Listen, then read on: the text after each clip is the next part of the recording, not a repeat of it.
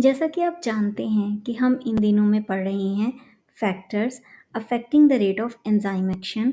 और उन फैक्टर्स में आज हम जिस फैक्टर को पढ़ने जा रहे हैं वो है पीएच। तो चलिए चलते हैं आज के टॉपिक पे। देखिए, एंजाइम्स जो होते हैं ना वो अपनी मैक्सिमम स्पीड पे काम करते हैं एक पर्टिकुलर पीएच के ऊपर। और वो जो पीएच होती है ना जिसमें वो मैक्सिमम स्पीड से काम कर सकती हैं, वो बहुत वाइडर रेंज नहीं होती, बहुत महदूद सी एक पर्टिकुलर लिमिट होती है जिस पर कोई भी एंजाइम अपनी फुल स्पीड से जो है वो काम कर सकता है।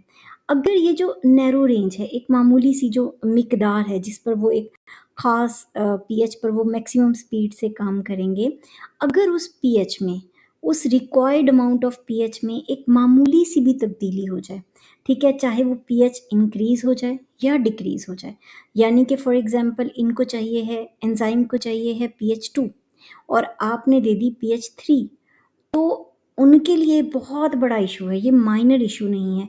और इस मामूली सी तब्दीली से क्या होगा कि हो सकता है कि केमिकल रिएक्शन बहुत कम हो जाए या रिटार्ड हो जाए। ठीक है, रिटार्ड यानी कि कम हो जाए।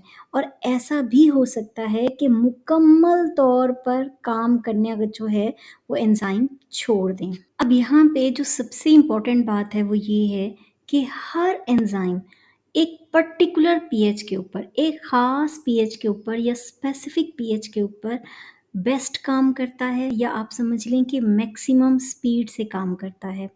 और हर एंजाइम की ये जो ख़ास पीएच होती है वो मुख्तलिफ होती है।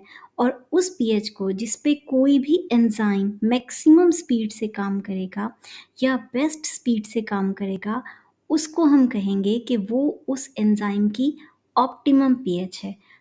तो याद रखिएगा कि हर एंजाइम की जो ऑप्टिमम पीएच होती है वो बड़ी ही ख़ास होती है या स्पेसिफिक होती है।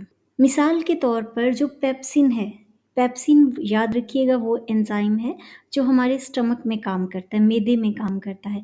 तो पेप्सिन काम ही एसिडिक इन्वायरमेंट में करता है, यानी कि लो पीएच में करता है। ठीक है, इसके बरक्स अगर आप ट्रिप्सिन की बात करें जो आपकी स्मॉल इंटेस्टाइन में काम कर रहा है, वो अपनी मैक्सिमम स्पीड से काम करेगा जब उसको एल्कलाइन पीएच मिलेगी, यानी कि वो पीएच जो 7 से अबव होगी, ठीक है, या हाई पीएच पे काम करेगा।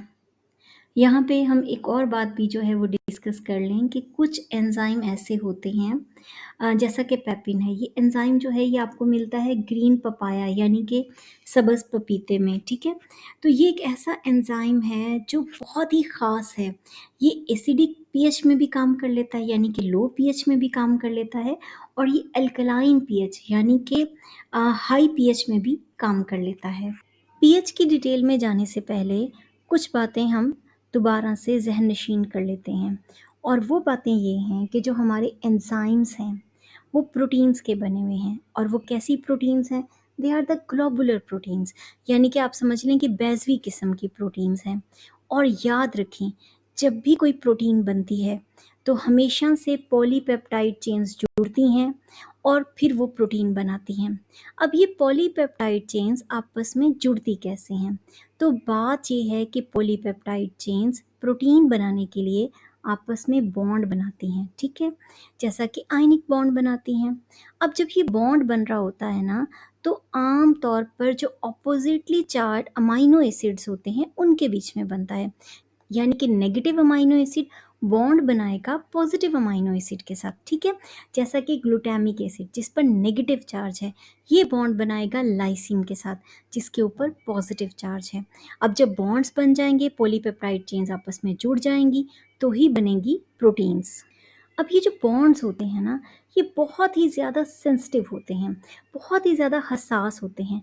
अगर इनकी सराउंडिंग में हाइड्रोजन आयन कंसंट्रेशन ज़रा सी भी तब्दील हो जाए, ठीक है, यानी कि इनकी जो रिक्वायर्ड क्वांटिटी है उसकी बजाय ज़रा सी मुख्तलिफ हो जाए, चाहे वो ज़्यादा हो जाए चाहे वो कम हो जाए, तो ये बॉन्ड्स जो हैं वो बुरे तरीके से अफेक्टेड होते हैं।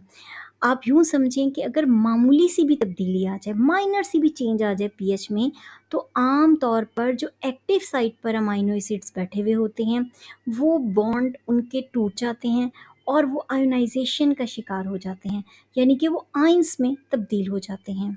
लेकिन बात सिर्फ यहीं तक महदूद नहीं रहती है, बल्कि मामूली सी तब्दीली की वजह से जो सबस्ट्रेट के मॉलिक्यूल्स हैं, वो भी आयोनाइजेशन का शिकार हो जाते हैं। यानी कि मामूली सी पीएच की तब्दीली सबस्ट्रेट और एंजाइम दोनों के यहाँ आयोनाइजेशन का इफ़ेक्ट पैदा कर देती है। लेकिन अगर ऐसा हो जाए कि पीएच बहुत ज़्यादा तब्दील हो जाए, ठीक है, एक्सट्रीम चेंज आ जाए पीएच में, फिर तो बॉन्ड्स मुकम्मल तौर पर टूट जाते हैं। एंजाइम के सारे बॉन्ड्स ब्रेक हो जाते हैं और जो एंजाइम की शक्ल है वो ख़राब हो जाती है, यानी कि एंजाइम डीनेचरेशन का शिकार हो जाता है।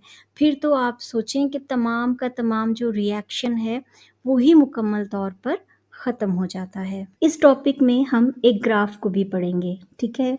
ये जो ग्राफ है इसमें एक्सिस पे मैंने पीएच को लिया है और जो मेरे पास वाई एक्सिस है इस पर मैंने रेट ऑफ रिएक्शन को लिया है, ठीक है। अब यहाँ पर हम डिफरेंट एंजाइम का जो ऑप्टिमम पीएच है वो देखेंगे। अब ये जो मैंने यहाँ पर एक ग्राफ बनाया है, ये वाला जो ग्राफ मैंने बनाया है, ये मैंने बनाया है पेप्सिन एंजाइम के लिए, ठीक है। अब ये जो हमारे पास पेप्सिन होता है, इसकी जो ऑप्टिमम पीएच होती है वो अगर आप देखें तो ये 2 है, ठीक है। तो इसकी जो ऑप्टिमम पीएच है वो 2 है। इस पीएच के ऊपर ये एंजाइम अपनी मैक्सिमम स्पीड से जो है वो काम करेगा। ये जो ग्राफ है ये मैंने बनाया है पेप्सिन के लिए, जो हमारे स्टमक में काम करता है। अब हम जिक्र करेंगे अपने नेक्स्ट एंजाइम का, जिसका नाम है स्लाइवरी अमाइलेज, जो स्लाइवा के अंदर एंजाइम मौजूद होता है। तो बात ये है कि हमारे पास जो स्लाइवरी अमाइलेज होता है उसकी जो राउंड अबाउट ऑप्टिमम पीएच होती है वो तकरीबन 4.6 होती है और इस पीएच के ऊपर ये जो एंजाइम होता है वो अपनी मैक्सिमम स्पीड से काम करता है। अब हम बात करेंगे अपने नेक्स्ट एंजाइम की, जिसका नाम है पेंक्रियाटिक लाइपेज। ये ऐसा एंजाइम होता है जो पेंक्रियाटिक जूस के अंदर मौजूद होता है और लिपिड्स पे काम करता है। पेंक्रियाटिक लाइपेज का अगर जिक्र करें तो इसकी जो ऑप्टिमम पीएच होती है वो बेसिकली 9 होती है, ठीक है। तो ये इसकी ऑप्टिमम पीएच है। इस पीएच के ऊपर ये एंजाइम अपनी मैक्सिमम स्पीड से काम करता है। अच्छा, बात ये है कि हम इस टॉपिक के अंदर एक टेबल को पढ़ने जा रहे हैं जिसमें इंसान के अंदर मौजूद इम्पॉर्टेंट एंजाइम्स के हवाले से बात की गई है। इन एंजाइम्स की ऑप्टिमम पीएच को जो है वो डिस्कस किया गया है। तो चलिए चलते हैं और डिस्कस करते हैं। देखिए, सबसे पहले हम जिक्र करेंगे पेप्सिन का। पेप्सिन एक ऐसा एंजाइम है जो इंसान के स्टमक में काम करता है और प्रोटीन को डाइजेस्ट करता है। आम तौर पर इसकी ऑप्टिमम पीएच 1.5 से 1.6 पे होती है। हम इसको एवरेज 2 भी मान लेते हैं, ठीक है। इसके बाद जिक्र करेंगे स्लाइवरी अमाइलेज का। ये वो एंजाइम है जो स्लाइवा में मौजूद होता है और स्टार्च या ग्लाइकोजन यानी कि शुगर के ऊपर काम करता है, ठीक है, या आप कह लें कि कार्बोहाइड्रेट पर काम करता है। और इसकी राउंड अबाउट जो ऑप्टिमम पीएच है वो 4.6 से 5.2 पे है। जो हमारे पास थर्ड एंजाइम है उसका नाम है सुक्रेज। ये वो एंजाइम है जो सुक्रोज पे काम करता है। सुक्रोज यानी कि चीनी को ब्रेक डाउन करता है और इसकी ऑप्टिमम पीएच है 6.2।